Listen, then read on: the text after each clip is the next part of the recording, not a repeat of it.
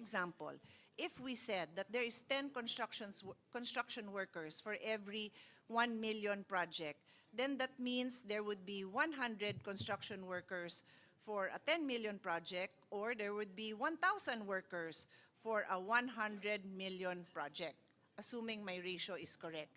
And my numbers are very basic, so madali naman pong sundan yan, okay? So for every 100 peso, 100 million peso project, there will be 100 workers, 1,000 workers.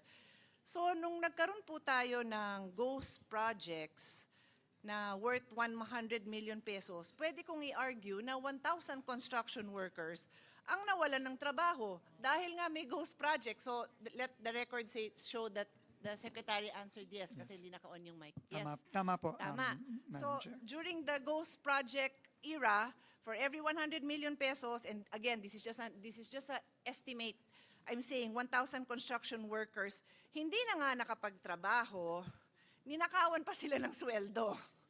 Diba? I mean, how bad is that? So that is the situation we have. And Mr. Secretary, how many ghost projects have you confirmed, and how many do you suspect are still out there? Whatever numbers you have that you can share with us. Right now, Mr. Chairman, Madam Senator, our numbers are still, for flood control, our validation is still ongoing. But for Bulacan alone, we have already discovered roughly about 15 ghost projects in Bulacan alone. Are these the ghost projects that were roughly close to 100 million, like a little bit less, around that price? Or?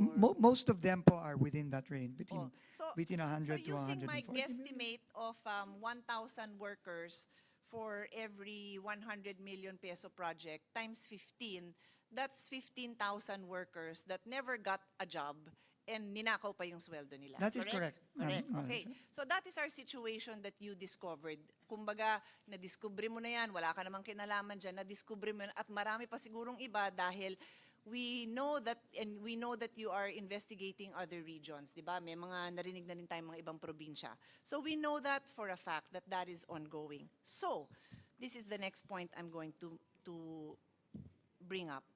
So, when we in the Senate, and for that matter, I'm sure our colleagues in the House did the same, review the budget of DPWH, and the amount is 600 plus billion, no? 670 billion, is that correct? That is the amount that I recall.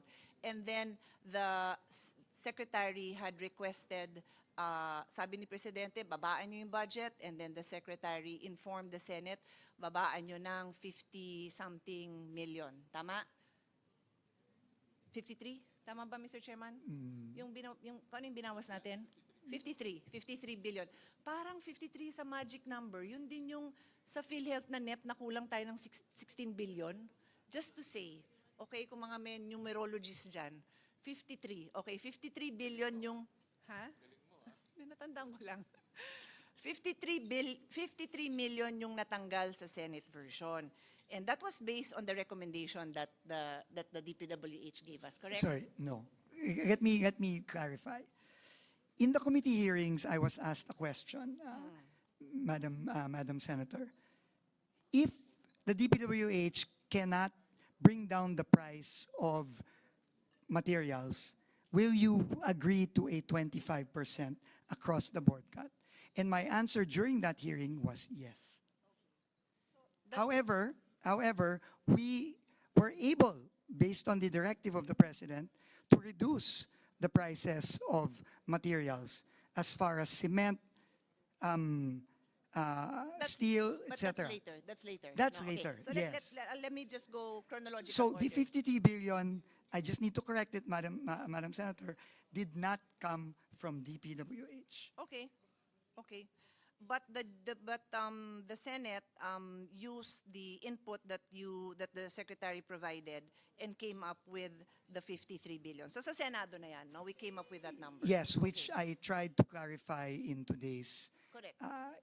in the presentation today. Thank you very much. Pero I also listened to the interventions of my colleagues. So I won't go into that detail. Basta 53 billion based on the understanding of the Senate on the instructions given and our desire to reduce the cost because there were a lot of overpricing as far as we understood it to be, also based on the President's directive and His Honor's explanation to us.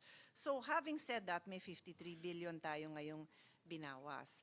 And the argument before us now, as you are presenting it, is pag ito yung na-adapt, that the DPWH is less 53 billion, baka may mga projects na hindi matapos ng maayos. And that is the first statement you made when I took the floor, na yun yung concern nyo na ma-affect yung economic development natin, because there may be some project, maybe not all, but there may be some projects na dahil sa smaller budget na binigay, hindi matapos. Tama ho yun, di ba? Yung Tama po. pagkasabi nyo. Okay. Pero Mr. President, Mr. Chairman, yung work ko personally as Vice Chairman of the Committee on Finance for the past 7 years only touches on constructions to the extent that I chair the Committee on Education, and so I'm very familiar with the failure of DPWH to build enough classrooms. Very, very familiar. I can present to you for the last 7 years what I'm presenting every year na from the start of the President's presidency, kung ganito kalaki yung pinasok sana na pondo within the President's term in 6 years, wala na tayong classroom wala na tayong classroom deficiency, but of course no one listened to my suggestions. So I'm familiar with that. I'm also familiar with the construction of state universities and colleges. Congressman Rufus, I'm a big supporter of our state university, USTP, and Cagayan de Oro, and many others all over. 6 years kong hinawakan yun, at kaya ko lang hindi hawak ngayon dahil kinuha sa akin ng chairman. I will always say that because he does a great job. Magkasundo naman kami dito, but that's the reason why I'm not handling it now. So, may konting alam naman ako, kahit na from the eyes lang of a lawyer who's handling the budget. And so, let's just say kinapush yung projects. I don't know, maybe His Honor said there are 10,000 projects. Maybe let's say kinapush ang 10% nun or 5% nun, whatever that number is. Diba may phase 2 naman? Pwede naman ituloy? I mean, ikamamatay ba natin? Because the people will still be employed. They will still, bibilin pa rin yung bakal na mas mamura yung presyo, bibilin pa rin yung semento na mas totoo na yung presyo, i-hired pa rin naman yung construction worker. Ay, kaya lang yung nabigay kasi nyo sa Senado, ang kukulit nyo kasi, gusto nyo mag-ingat, ang binigay nyo medyo kapos, di ituloy sa susunod na taon, ikamamatay ba natin yun? Perishable ba yun? Yun lang naman ang tanong ko, because I have encountered this issue so many times, because pag humingi ako ng budget para dun sa construction ng State University dormitories, by the way, that is my passion, sa mga colleagues, sa mga lugar nyo, sabihin nyo sa akin kung meron tayong matutulungan dyan sa susunod. It's my passion. Pag kinulang, di next phase 2. Pag kinulang, di may phase 3. So, yun lang naman yung sa akin. And after I get an answer from the Secretary, I'll tell you why I'm exploring this option because of the next point I'm going to make. Just to, I think, simplify the answer to this question, Mr. Chairman, Madam Senator. I think the concern is, kapag po, halimbawa, no, yung proyektong pinakita natin kanina sa Region 4B, that was in Romblon, no, by the way, kung ganun po kalaki yung cut doon, no, 68 versus I think yung tama dapat na cut na 37% instead of 68. So kalahati. Wala pong magbibid doon sa proyektong yun. Wala magbibid. Kasi po, hindi po kaya, no? So, ang pwede pong gawin ng DPWH doon is igsian yung, imomodify po yung proyekto. Ibig sabihin, kung yan 10 kilometro dapat, pwedeng gawin ng DPWH, iigsian, no, yung proyekto nyo para lang maging implementable. Pero, yan po, ginagawa po yan, no? It's called modification, no? But, yun nga, sayang nga po yung economic activity. Kasi obviously, pagka yung 10 kilometro po, ginawa na lang 5 kilometro o 3 kilometro,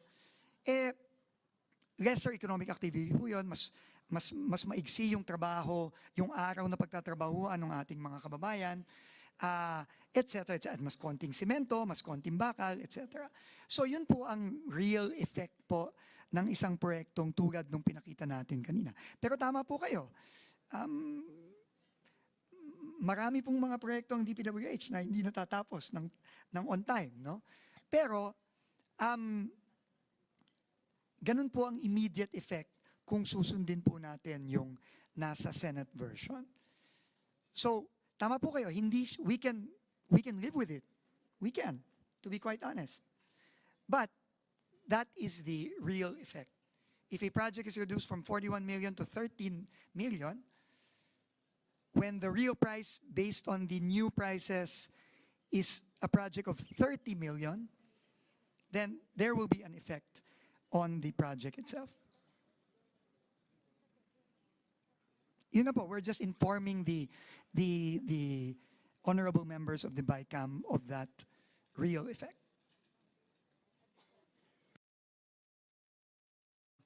Okay, so I understand, no? You're basically agreeing with me that if necessary, pwede naman ituloy yon the next year, okay? And the reason, and I understand yung nanghihinayang po tayo na, pero kung pwede naman buuin, sino ba naman may gustong mabitin? For example, may sports project ako dun sa probinsya ni Congressman Abet Garcia. Eh, ba't ko naman ipapa 2 years from now kung pwede nang mabuo next year, kung pwede nang maglaro yung mga bata doon, kung pwede na tayong magkaroon ng the next Southeast Asian Games champion doon, di ba?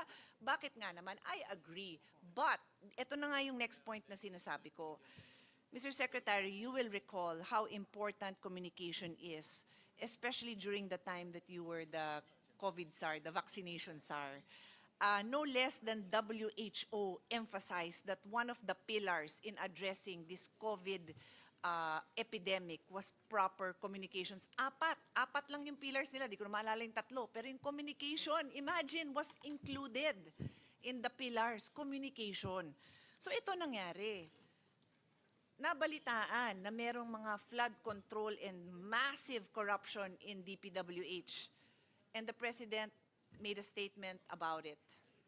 And then DPWH stepped up under your leadership and addressing this, going on site, identifying the areas that were victims of this massive corruption. So what did we communicate to the people? Hindi tayo papayag na may ganitong klaseng korupsyon. Hindi tayo papayag na may mga kontraktor at may mga konsyabang government employees, officials from all levels, hindi tayo papayag. That is the message. That was what was communicated.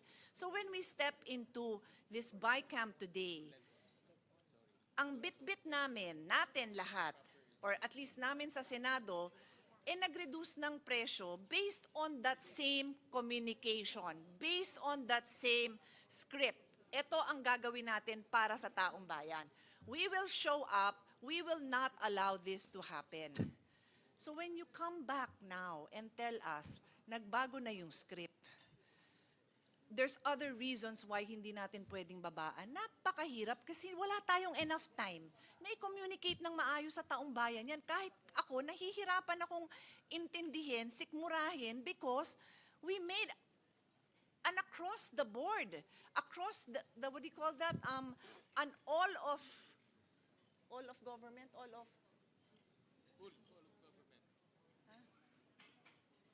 of government approach. Whole of government approach, di ba? The President, his alter ego, the Secretary, members of the House, members of the Senate.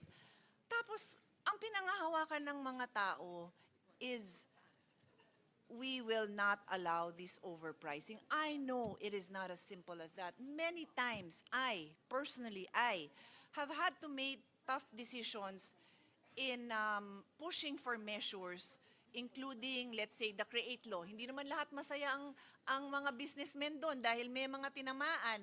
Sabi natin, wag na natin ibigay yung todo-todong, ano tawag dito, yung deductions, yung incentives. Yung incentives that they have been receiving for 40 years. Siguro naman, after 40 years, pwede na kayo magbayad ng tax, di ba? Pwede sila masaya, but we have to do the difficult thing. So, I am very willing, Mr. Chairman, to do the difficult job. to try to see kung papaano tayo makakapag-provide ng more support to economic activities, especially in the countryside.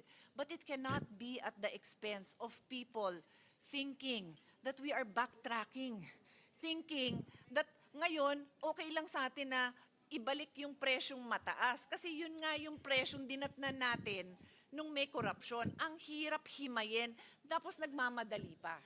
Napakahirap, napakahirap. At hindi ko yata kayang gawin kasi nga, hindi yan yung kinommunicate natin sa mga tao. Kaya even though, and I think my colleagues will vouch for this, I'm always willing to listen. I'm always willing to listen to change my mind if I am presented with facts, with evidence that will require that I change my mind.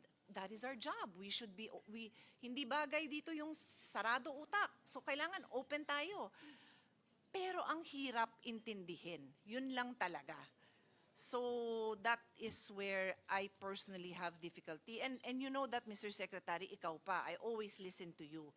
Intindihin nyo lang sana po kung gaano kahirap ito kasi the people also trust. Sabi nyo nga, it's a trust issue. Yes, and the people trust us. So we cannot just say, ibabalik yung presyo. I heard you, Mr. Secretary. Hindi totoo, ibabalik yung flood control project. I heard you. Hindi totoo. Lahat ng hindi totoo, I heard you. But simply putting back that budget sends the wrong message.